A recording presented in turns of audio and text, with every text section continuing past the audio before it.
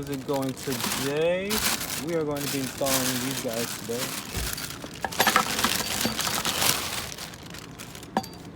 Not bad. They're pretty nice. I like them. I got them in red. I didn't really want the yellow ones, the green ones. But these just ride basically like, if anything, just about the same. Just like you just had about a little bit more height adjustment, like about an inch more of height adjustment on the other ones. But I just like these style. So the way I'm gonna actually do this is I'm gonna show you guys which bolts to take out and what sizes they are. And yeah, I'll show you which bolts you really need to take out and a better method of how I would like to do it. That height, you're gonna be adjusting this collar, and the set preload, we're gonna be adjusting this collar. Right now the preload is like loose, so right now you're gonna want it all the way up, like where it's at right now, actually how it comes, and bring this collar. This collar right here comes all the way up right here. Yeah, you're gonna be rotating this one counterclockwise as it goes up, and you're gonna know when to stop when these two, when the actual like Allen key can actually like fit in between these two. So when they can fit in between, that's when you're good, and that's when you can tighten the bottom one up. I'll show you guys that in a minute. So this one has not moved, but this one, top one, has. So as you can see, with this tool, it goes directly in between that. That is really good. Like that's where you want it at. And so just to tighten it up, you're gonna spin this one up and just tighten them. I'll show you how to tighten them right now. Rotate it counterclockwise, while the top one you're gonna rotate clockwise. So they're both going in the same direction and just locking each other, and you wanna press them as hard as you can. Right here is gonna be a 17 on both sides.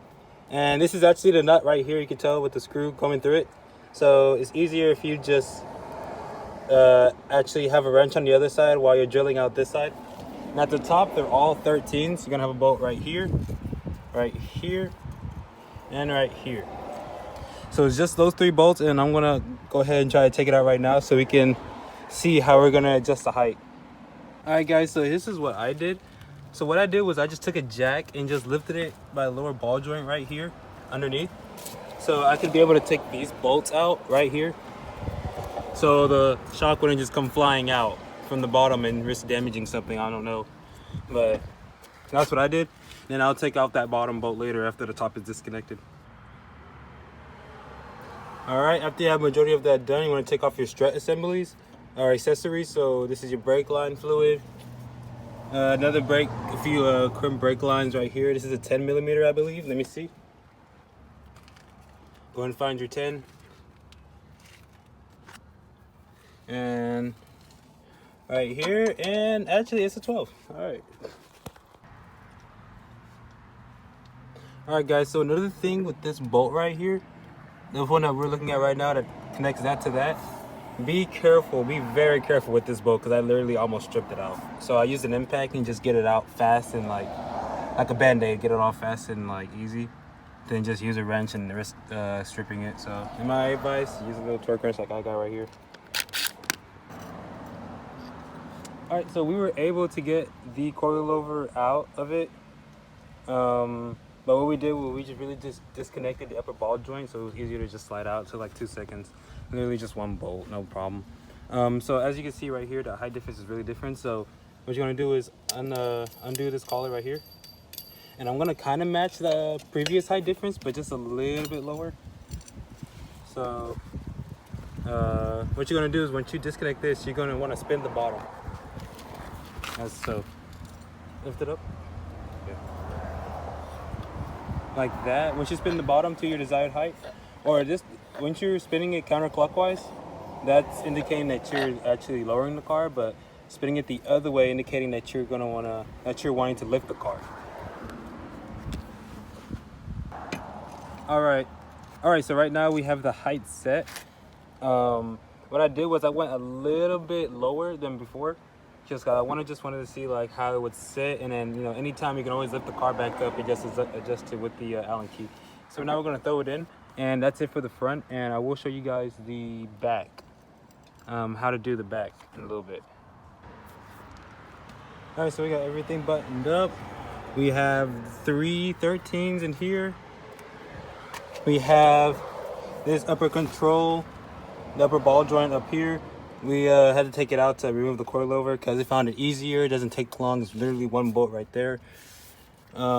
Everything's tight. We got to my height's adjusted, so we just got to tighten this collar all the way up.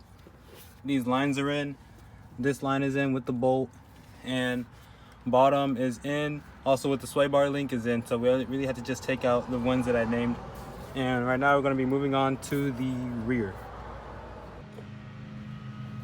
All right, guys. So right now we are onto the back of the car.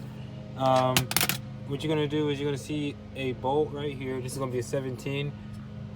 This is also gonna be a 17, and there's two up here. I believe they're 12s, if I'm not mistaken.